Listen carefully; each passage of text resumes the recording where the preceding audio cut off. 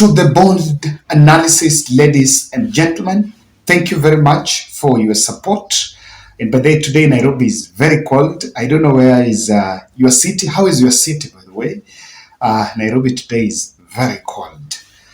CJ Martha Koome, in a recent interview, and what will be an first exclusive interview in Washington, D.C., is fumbling to explain what exactly is the state of judiciary and why he awarded William Ruto, or rather he gave William Ruto the nod to be the 5th president of Republic of Kenya in the controversial Supreme Court ruling.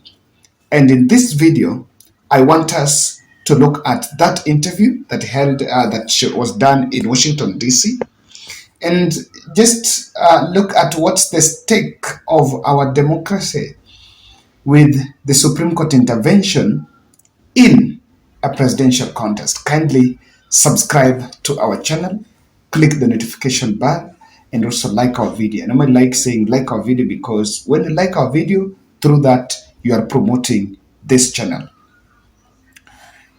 I listened to the 28-minute interview by the Aspen Institute in Washington, D.C. The Aspen Institute is an institution that does interview on aspect of national security and also speaks to global leaders about different, in a spectrum of issues, especially that are affecting different nations, but it's based in the U.S. I think CJ might be in the U.S.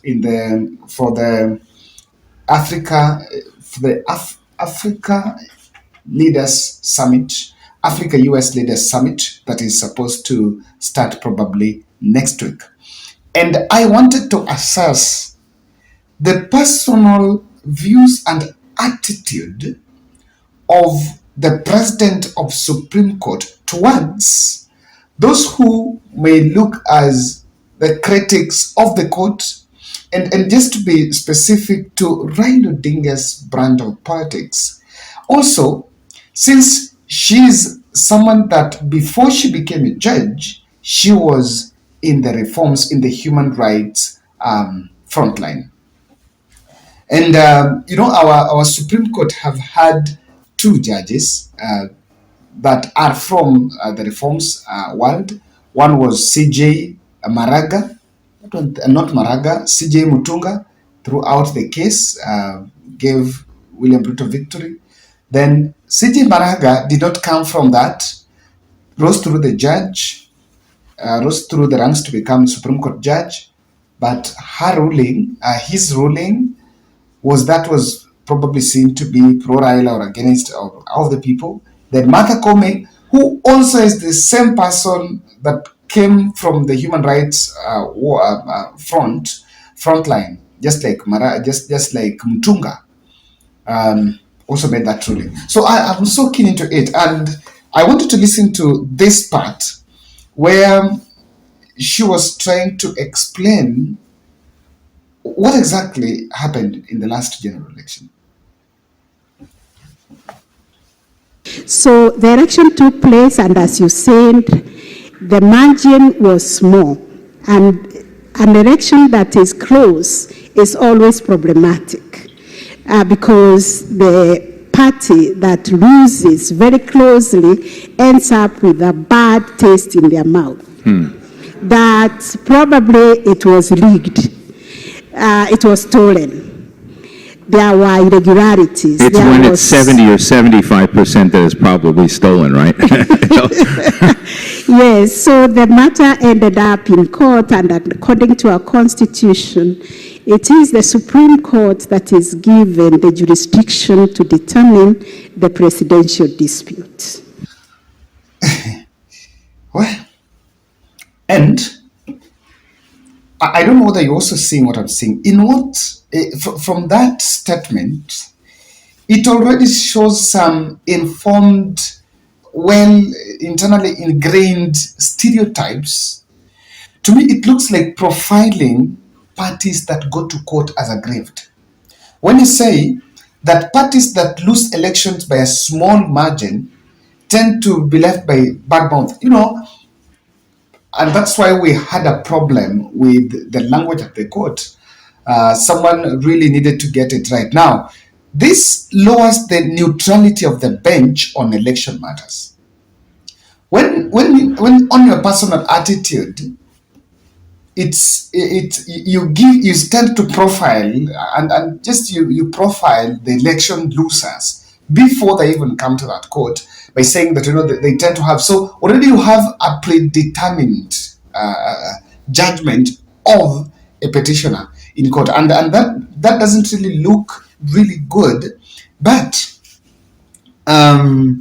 she was asked a question, and this question was targeting something, and this is the question that she really dodged answering. I don't know why, but maybe we'll have to find out. Before we listen to that question, I need to make a clarification a bit. I have two channels. So there is the other channel, Kevin Oduor, and this one, The Bold. So what we've done is, on The Bold here, we do analysis in English. But the other channel, we do analysis in the Luo. So I know, but I share it here because I want to promote it, and maybe after some time, ikishasimama itabaki peke yake. But I'm just promoting because we have people who also understand the Luo are members of this channel. So those are the team that we are sending there. So I needed to make that clarification, not that we are doing analysis here in the Luo. And thank you. So those who also listen, I normally put a disclaimer in the caption that it's the Luo version. Now, I want you to listen to this question, and it is a question that the journalist asked with an intention. Get it? But if the numbers were reversed, if Ruto had received 48.5% and Odinga had received 51.5%, do you believe that the belief in the institution and the strength of the court in this case would have been respected? Thank you. The problem with judges is that we don't answer hypothetical questions. We deal with real problems. But I tend to... But you were a little political when you were younger because you were advocating for reforms, right? Directly, what that journalist was asking CJ Koome, he just wanted to know her opinion on asking her whether Ruto would accept if yeye ndio alikuwa amepata that 48% na Raila had 51, whether Ruto would have accepted a decision of the court to uphold the win, is indirectly asking Martha Koome that, do you believe that Ruto's statement that is obeying the rule of law, do you think he believes on that? That's what that journalist wanted to know, because alikuwa ameshasema hapo awali kwamba a tight election, the losers normally remain with bad mouth. So the point ni hii, that interview was taking place in an instance, and he simply wanted to ask CJ Koome, because you seem to believe much on Ruto. Do you think if that decision was against Ruto and you obey, you would have behaved the way Raila, according to you, might have taken the stand? That's what the journalist wanted to know. Let me show you. Apo mbele, I've not given you full of it. She's actually saying that people of Kenya are now fatigued by the protest and the new hardcore politics, as was seen during Raila's heydays. Of course, he's not mentioning them Raila there, but he's simply saying that we've come from the fight, that much of the hardcore politics of just pushing things harder and harder. And so they knew very well that even if that decision is going to be made, there seems to be a paradigm shift on how we want to conduct our politics. Now, by all fairness, I also need to just show you a snippet of, I think, a reaction from Azimio wing on the courts. I want to say without a fear of contradiction that we do not agree with the decision of the Supreme Court. Like Al Gore, I will say we accept the decision, but we do not agree with it. And I'm saying this as a seasoned practitioner that courts sometimes make mistakes which have to be corrected over time. courts make political decisions. As you know, in the United States of America, there has been a long-standing case that has been held as universal truth of jurisprudence involving women's rights, Roe versus Wade. It took them 50 years to overturn that case because of a Republican Congress. Now, from this, I can tell you one thing. I listened to the 28th interview by the CJ Koome, and from what I see, CJ was giving ruling, and like if you look at this video here, this is a video of I think there's a time Ruto and the team were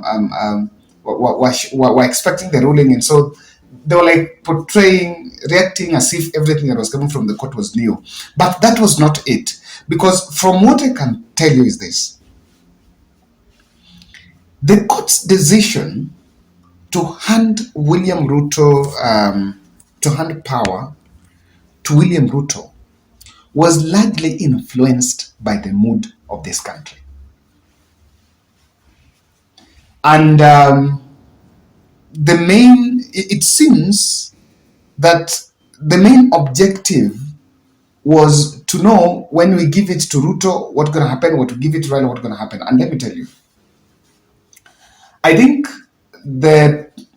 even the judges, because we are in this country, when the results were announced and there was that split screen where Chebukati was giving results in Bomas and the Cherera 4 commissioners were also disassociating those results in Serena, and we saw at that moment, William Ruto and the team have always spoken, and I've always said that that was a moment of a moment of maybe sending the country to anarchy. That's what they've always said.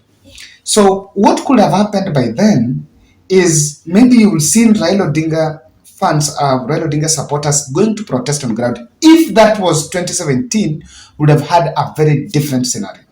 Let's just say the truth. And even that at the National Security Council, during time there was a conversation that someone went and told Chebukati, even though those are also some of those stories are also fabrications, but let me put them in those disclaimers that some of them are fabrications. That someone went and told Chebukati that if you announce the results that way, then you're going to send the country into wars, or some people are already protesting somewhere. So these stories were all there. And what I see here is President Ruto, in this Kenya Kwanza administration, don't despise handshake. I don't know how many times I will say in my analysis. I've always said this passionately. It's not because I have a stand, but I tell you, we are where we are because of a handshake. That handshake, and we should ingrain it. In fact, we should institutionalize handshake as part of our election cycle. That Kenyans should always know that after every election, there will be some form of a handshake. I don't know how people take, because why not for the handshake? Na sisi tunauza uoga. Why not for the handshake? And we would have experienced that split screen. Guys, this country would have gone down. This country would have gone down. But handshake have helped us to outgrow the disharmony between communities, number one. Handshake have also given us an element of restraint, and that knowing that, okay, look here, that at the end of the day, even if you have a very big enemy in an election, you can always sit together and agree. Because look here, the handshake, people have always seen it as Uhuru Raila. No, it was more of Luo Kikuyu, because the animosity started way back. Gingotinga days, all through Kibaki betrayal, then 2013, then we're then coming to 2017. Look at the way it has been there. And over time, we've made our politics to believe that, number one, it's not about those strong stereotypes that we put that, okay, Mjaluo has become Kikuyu, Mkikuyu has become Huyu, we've outgrown that. And that's why I'm saying, that even that decision and the leeway advisory from the court to make any other decision, they had already known very well that whichever way the outcome is going to be, we are going to have peace. And yes, good enough that we are somewhere because of that handshake. Oh, I know I'll remain the only analyst that will praise the handshake. But again, I was a journalist. I was in active journalism. And in 2017, we really saw a lot.